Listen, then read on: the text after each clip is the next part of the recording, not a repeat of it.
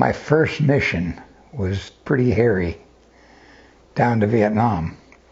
They sent an instructor nav with me just to make sure that everything was okay. And I figured he was going to fly with me the whole way to Vietnam and then spend 2 weeks there. It was a 15-day thing that we did each month. He would spend 2 weeks with me, you know, and just sort of show me around Vietnam and what you want to look for here or there or whatever in these places as a navigator. Well, going down there, we had some weather en route, and I gave steers around the bad weather, and I kept up my log real well and everything. And by the time we got to Saigon, this instructor was so impressed, and he wanted to get back home anyhow, and there was a crew going back home right away after we landed, and he said, "You got it, Anderson. I'm going back to Tachi." Okay, fine, I got it. Well, I was crewed up with a fellow who was going through a divorce. And he was sort of a wild man to begin with. And a lot of times the guys who are going through a divorce, they're sort of living out there on the edge. And when they're flying an airplane, you know, and they haven't got quite as much to live for, they can do crazy things. So this guy was crazy to begin with, but he was good. He was a good pilot. I mean, he was in charge of the airplane, and it was going where he wanted to go, etc., etc., etc. But judgment sometimes can be a little tricky. Anyhow, we get down to Saigon, which is where we're going to be operating out of for 2 weeks.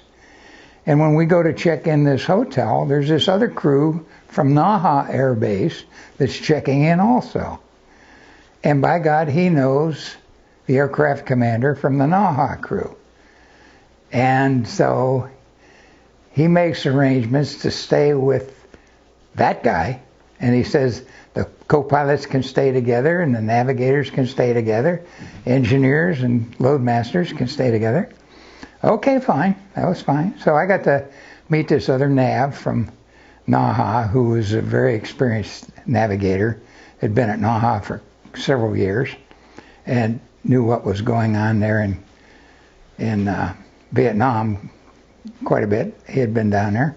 Anyhow, we had a good time with them. And the next day, we go out to Tan Son Nhut Air Base, which was right there at Saigon.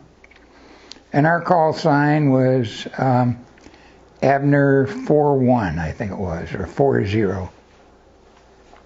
And we find out that Abner 38 is this other crew. And by God, they had just taken off. And they're going to the same place that we're supposed to go to. So Kenny, this aircraft commander that I'm with, said, "Hey, boys, we're going to kick the tires, light the fires, and we're going to get out of here ASAP. And I'm going to firewall this mother, and we will fly, and we'll get on the ground before they do. And when they land, we say, where you guys been? You know, just, okay, fine.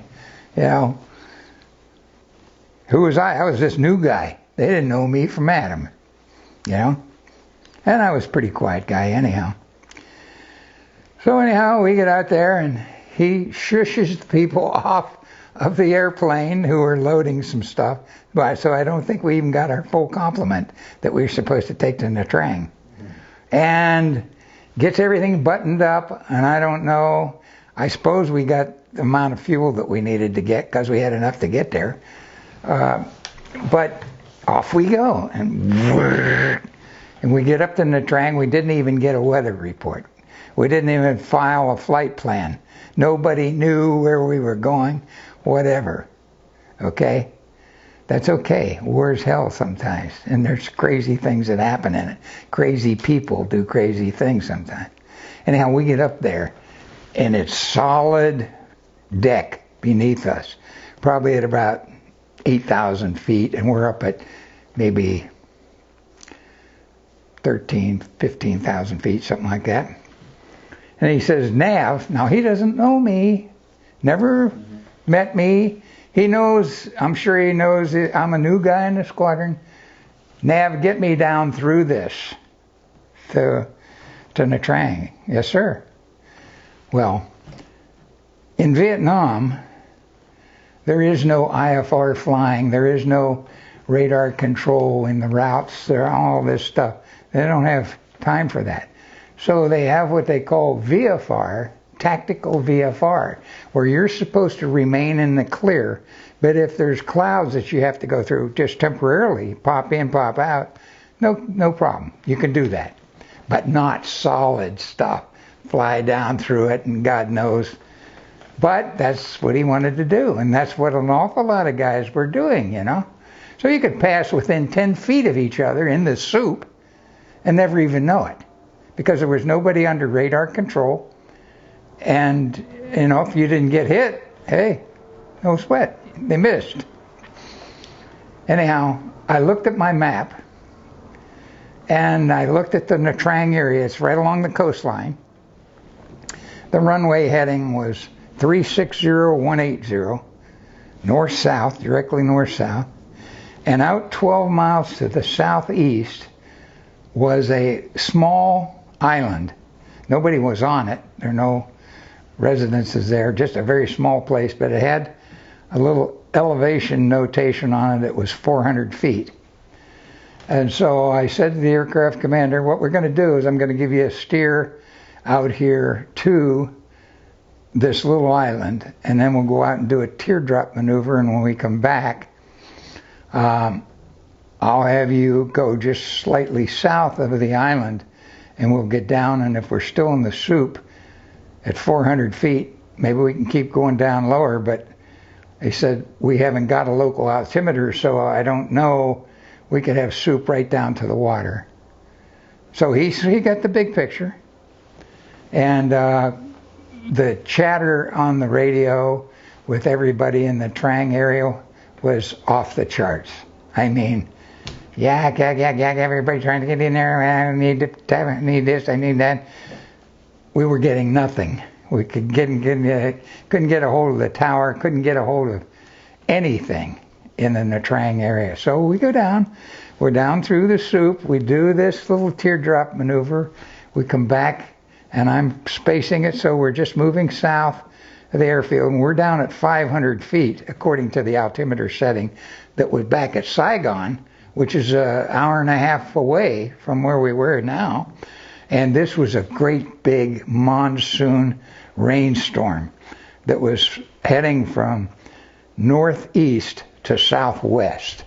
So I know that the altimeter setting was quite different there than it was back at Saigon, which could have meant that we were a lot closer to the water than our altimeter was reflecting that it was. So anyhow, we get down and we're at like 400 feet according to the altimeter setting that we had. And we're going poof, poof, poof, and you could look down and you could see the water. Maybe we were 250 feet above it. And so he leveled out and just stayed about that level. And he says, where are we at, Nav? And I said, well, we're going to proceed on this heading for the next 8 miles or so. And it's going to be like an extended base leg. And then I'm going to be turning you within a couple miles after that point to right on to final to land at Nha Trang. He says, okay. So we're going in there. And we're getting down, still hadn't contacted the tower. Still all this radio chatter going on. Just ridiculous. It was crazy. And I have them turned final. We see the airport. There's a C-7 Caribou at the end of the runway, ready for takeoff. But they hadn't cleared it to take off yet. And this rainstorm, which we found out later was probably 200 miles long, with tops up to 55, 60,000 feet. This is the monsoon that was just hitting for the first time in Vietnam that season, you know. We didn't know that. We didn't have a weather report about that. So anyhow, I come in, I give him this thing, and he's pressing down. We still haven't got the tower. You haven't got clearance to land, etc., etc. He told us later on he was tempted to land a C-130 right over top that C-7 Caribou, which is a little two-engine job that the Air Force now had because it won the Battle of Arkansas back in that exercise stuff, and all the Caribous came over and were Air Force guys now. So, but he didn't land like that. He went around, turned around, and we came back out, and he says, "Nav, get me back out there to that island." I said, "Sure." And we came back up. We climbed up for 7,000 feet, back out towards that island, got in the clear. But on our way out there, on what they call guard channel, which blocks out everything. It's like a super megaphone. Everybody's radio goes automatically to this guard channel. All aircraft in the Trang area be advised. Divert to an alternate field. We have just had a C-130, call sign Abner 38, crash at the end of the airfield. That was our guys. What happened was, we found out later on, they went out over the ocean. They didn't go near that island necessarily, but they went down and they got underneath the deck and they came back and they were south of the field along the coastline, and they started up along the coastline real low, and they still didn't get radio contact to land. And when they got up there at the airfield, they had to do something. They saw this little valley back to the left, and for God's sakes, why they ever went back in there, I have no idea. Their charts could not have been that good. But they went back in this valley and were able to turn, and they come back out, and they had gotten clearance to go ahead and land while they were doing this turnaround back in that valley. And by the time they got back out, this rainstorm had come, and it melded the heavy rain that they were getting. The windshield wipers on a C-130, when they're in max, they're like, whoo, whoo, whoo, whoo, whoo, whoo, just like that, just as fast as you can possibly go. And it still was so much rain coming down, it melded with the color of the bay that was right there at the end of the airfield where they were to land. And the guy that was in the left seat was a fellow who was upgrading to pilot status. And the guy in the right seat was this instructor pilot that our pilot knew. Captain Tice, I think his name was. Anyhow, they flew that thing right into the water, short of the field. And they were carrying sea rations, which are fairly heavy on a pallet. The pallet's as wide as this rug here, so 8 foot wide and 10 feet long, let's say, stacked up about that high. And they're heavy, and they have netting that they put over these things. But when the airplane went in, these things busted loose and went right underneath the flight deck, because the flight deck's up over, where the bottom of the cargo compartment is, and out through the nose of the airplane. So it had this gaping hole that was just taking in water big time. The navigator, who is all buckled in, the hatch, escape hatch is right above him. He unbuckled, popped the hatch, went out right away. The two pilots and the engineer, they could not get out fast enough, and those 3 guys drowned. The loadmaster, who was in the back, wasn't even strapped in. He didn't know how close they were to landing or anything, which is not too different because loadmasters sort of are in their own world. They don't hear all the chatter on the radios. They just hear intercom stuff. So if they haven't heard anything, from the aircraft commander or co-pilot or anybody else on the crew, they think everything's Joe-Toe. He went sailing out underneath the flight deck with all of these C-130, these sea rations, and in his account of the thing, he says he remembers being probably 20 to 25 feet below the surface, and these sea sea rations floating down on top of him, and he's scrambling like hell to get up to the top, and he made it, just barely. He said he just made it. Those were the only 2 survivors out of that one. That was Abner 3-8. Okay, my first mission, the first leg on a Vietnam shuttle. They call these things shuttle, going to all these different places. So we got back out there, and our next place that we were supposed to go to after Nha Trang was Pleiku.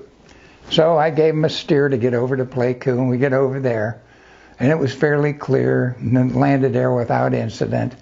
And the guys are unloading the stuff that was supposed to go to Nha Trang, and they're putting on another load at Pleiku that's supposed to go to Kon Tum, which is right over the mountain top from Pleiku, just north of there.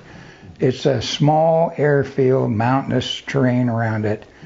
And the guys are offloading, and we're all having a smoke, 75 to 100 feet from the airplane kind of thing, which is regulation. And again, our aircraft commander knows somebody that comes out, says, "Hey, Ken, how are you?" Yeah. Hey, he was the base ops officer. "You got to see this." And he runs back in, and he comes back out with his shotgun. He says, "This is a Viet Cong shotgun that I traded for." And we're all sort of around him here, and he opens this thing up, and instead of looking to see if there's anything in it, he just goes like this, like boom, boom. Mm-hmm. And there was a shell in there, and it went off. And our engineer, here was, let's say, is the barrel, and here's our engineer's head. And the concussion knocked him back onto the tarmac that we were standing at there. He was not hurt. He was not hurt. And that pumpkin ball, it was a pumpkin ball shotgun, went up, and there's a little star on the back end of this plane, just this real small star that represents the U.S. Air Force kind of thing. And it went through that, and there were guys on back there offloading. But holding on the tail section of this is this great big steel beam, which is very solid kind of thing, very strong, and that pumpkin ball hit it. We were all rather nervous, to say the least. Now, we had just had an incident at the first place. Now we have an incident here. Even Ken, this guy that's living on the edge, said, "Well, we're going to go up to Kon Tum, and by God, if there's any kind of problem with getting in Kon Tum, we're going to our next place. No, we're not going to mess with it." We get up over Kon Tum, and guess what? It's all solid, clear up, it's 8,000, 10,000 feet, and we're up there. And he says, "Nav, where exactly is the field?" I said, "It's off to the left here, 40 degrees. So he turns over there, and he starts heading. He says, "I'm going to look around here." And by God, there's this hole in the stuff, and you look down, and there's the airfield. So he comes around, drops the flaps to 100%, drops the gear, and we nosedive down at this airfield.